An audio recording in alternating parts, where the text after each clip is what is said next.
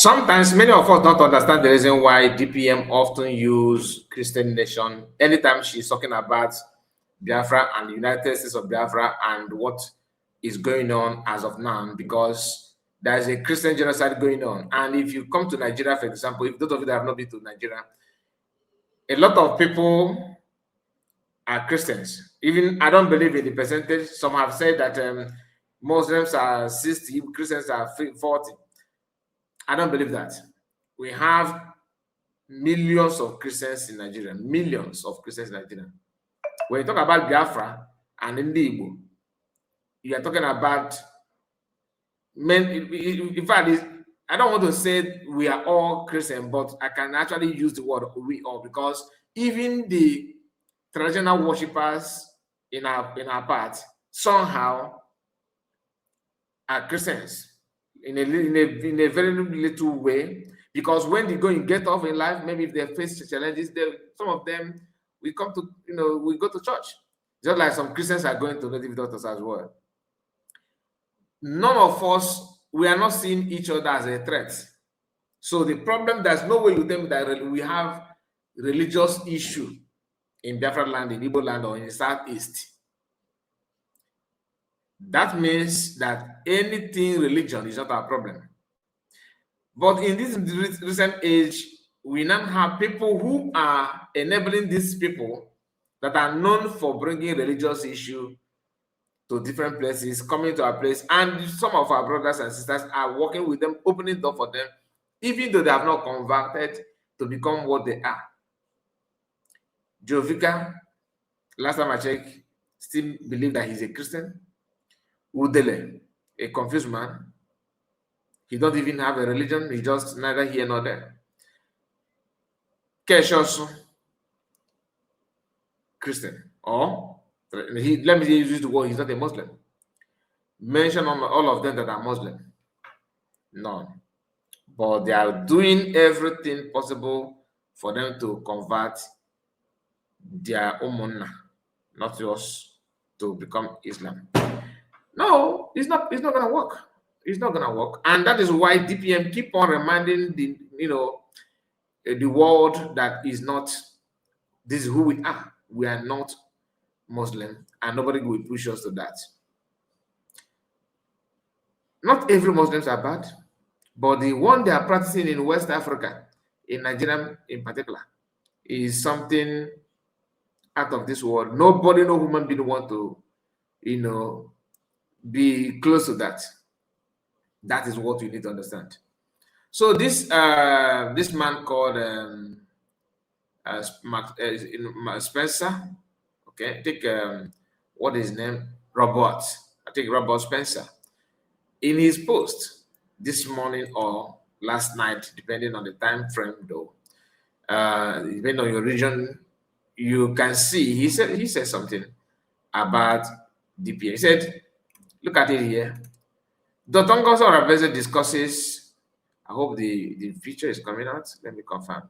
Let's see, it's not coming out. So please pardon me. Let me bring it up. So yeah, he says something in the post that we're gonna go through in his post this today or yesterday, depending on your time frame, depending on your region. He says something. He said this. Dr. Ngozi Orabueze, okay, discusses the United States of Biafra and persecution of Nigerian Christians, August 17, 2026. So, and he attached the video here and all that. So we are going to go through it. That's why we're here, to know what DPM said. He even also made the post on his S handle as well, as you can see here. Dr. Ngozi Orabueze discusses the United States of Biafra and persecution of Christians, persecution of Nigerian Christians. The Deputy Prime Minister of the United States of Biafra discusses Biafran's ongoing quest for independence with Christian, with Christian Douglas William of Jihad Watch. So he is the one. I think he's a group. I believe, made this, dropped this short clip for people to see. So let's hear what DPM said. Okay, let's just hear what she said about that. Pay attention. If you could just start by telling us a bit about the United States of Biafra, what it is, and particularly the Christian origins of it, considering the history and why you ended up launching this United States of Biafra. Please explain. Yes. The United States of Biafra was a nation between 1967 and 1970. It was a Christian nation that was invaded by Nigeria. And we fought a brutal war between 1967 and it ended in 1970. Before the invasion and before the war started, there were so many things going on in Biafra and in Nigeria then. Things like Christian genocide, the terrorism, the plan to Islamize the whole Nigeria. And when at that time it wasn't well known to people because of the lack of information, because of lack of social media and all that. But again, the war was fought and it ended in 1970. So now those things that existed at that time, which is the marginalization of the Biafran Christians, the terrorism, the Islamization, and the reintegration and rehabilitation of Nigerian of terrorists into the Nigerian system.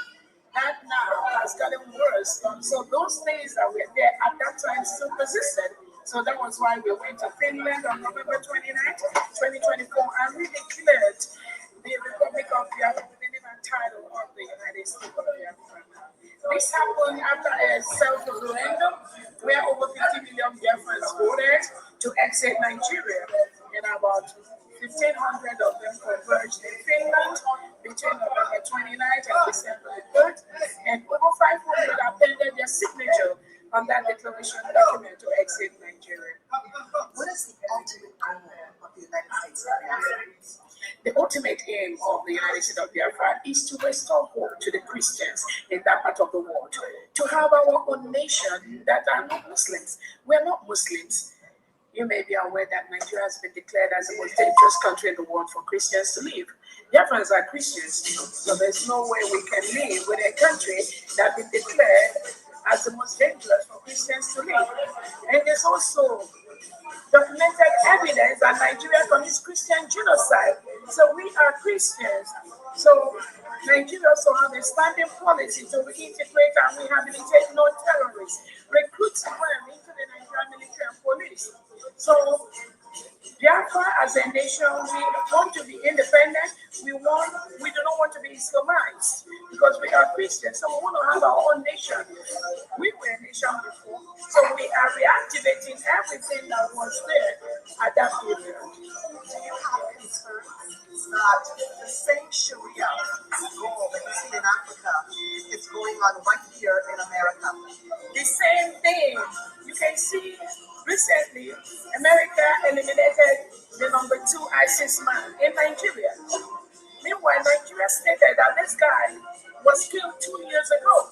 So the Nigerian state, with the help of the Sokoto candidate, this guy, the second in command of ISIS, inside Nigeria for God knows how. I believe over 5, 6, 7 years.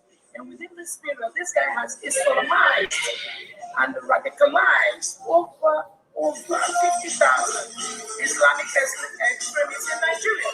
That is why you have teachers that are being beheaded in front of the pulpit. You have thousands of innocent indigenous Nigerians and Biafrans being kidnapped by these Muslim extremists and these terrorists. So the same thing is going on now.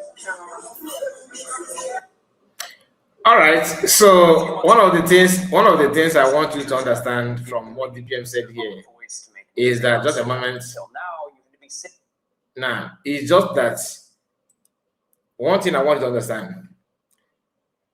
Everything that some people don't like it when you talk about Nigeria, when you mention terrorism and the integration of terrorists into Nigerian security architecture or security Nigerian security, like army, police, navy, name it, civil defense, and rest of them. They felt like you are trying to give Nigeria a bad name. As long as we keep on allowing these jihadists, enablers, and jihadists, supporters, some of them are even grandmaster of terrorists. So they are the one, like when they say, this is my boss, really, These are the people that are actually organizing and funding, enabling this kind of thing to happen. Not these young guys carrying AK-47s. The people you see, that's maybe the leaders and decision-making bodies in Nigeria are the one enabling this terrorists. Because since 1802, it has been like that. The agenda is very simple. Fulanization, which is they are carrying out this Fulanization in disguise of Islamization. Islamic world love it when they dominate. Fulanis are practicing Islam, not by birth. It was introduced to them the same way we inherited, we Christianity was introduced to our people.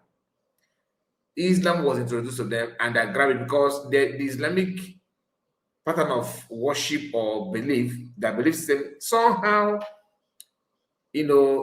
is somehow, related to that of Fulani people, which is nomadic life. So the agenda is dominate about my people, they know how to shape brotherhood, that kind of thing. This is our people. That's why a Fulani man in Kenya, in Ghana, in Namibia, in Burkina Faso, see the Fulani in Nigeria, northern part of Nigeria, as their brother. The one in the Eritrea, the same thing, because they see each other as one. Christians don't do that. Even Igbo people, look at somebody who is in Delta, can fight you, can do anything just to tell you that he's not Igbo. Sometimes we are the one giving them excuses. Oh, because we fought war. No. We always not appreciate who we are, and we don't know how to understand that, Igbo nation is Igbo nation. Just like when nation are people with similar or with the same identity, language, belief system, cultural, and what have you, that is what we call nation. Somebody who bears Okechukwu somewhere in River State or in Bayelsa will be making argument with you. He's ready to sabotage you to prove that he's not with the same thing with you. Why? Because they believe that sabotaging their brother will make it look like we bring more division among them because they don't want to associate themselves with you. Not because you are not doing fine, because they believe that once they say that, the Fulanis will give them more, helping hands, because they know that Fulanis are the one that Britain, who created the country in the first place, they are the one holding our money. Just like when you build a house and say, call one man to become your caretaker. Every person that wants to progress or strive in Nigeria always know that Northerners, because we use the word Northerners, will make you kings and queens, because they are the one managing the country on behalf of Britain, who happen to be a Christian country according to them. There's a recent post of comment from Netanyahu, Israeli Prime Minister, Israeli Prime Minister Benjamin Netanyahu says something that British or Britain, UK, is the first Islamic country today that has nuclear weapon, and people are running helter-skelter. You see, we can go on and on about this, but the one thing I want to that made me to even react on this is because I wanted to see what DPM is doing and how she present her words in line with what it is, not just saying by saying sake, making sure that you point out those things that giving problem, that giving that bringing confusion in the minds and in the midst of what people are going through. You don't need to lie. You don't need to say what is not existing as if that exists. Everything she said there is true. Christians are not actually living up to expectations. The reasons are very, very, vast. I don't want to talk about it now, but maybe if you need be, maybe in future we can dwell more on that. But are the Muslim people trying to Islamize Nigeria and convert Christians? Yes. Go and read about jihadist movement and the purpose of jihad. What jihad is all about. What did the Quran say about jihadism? And what does it mean to help to radicalize people that will buy people at will? if you forge us, no, if forge. I just hope and I believe and I just hope and wish and believe that country of the world will gather around and do the needful to make sure that Biafrans are totally free. Otherwise, this idea to Islamize everywhere and using jihadists or jihad to get it done is actually very achievable if nothing is being done. And you cannot do it alone without the help of people that understand the threats ahead of us. But I'm afraid to tell you that those places that you hope, you are having very high hope, there's no hope there. Roman Catholic cannot help you. Anglican cannot help. Methodist cannot. Pentecostals cannot. Who is going to help you? Not Pope. It's only you. And what I mean by you, all of us. All of us, by understanding there's a danger and do something about it. Stop fighting people who are protecting you in name of you want to show power, you want to be a leader. This is nonsense. The condition, the situation where we are today in this world is not that where you can begin to give cheap excuses. A lot is going on. May God bless you. Please let me know what you think about all this discussed so far. And don't forget to like the video and share to many platforms for choice. God bless you and good morning. Subscribe, please. Very, very important. Bye for now. Day one.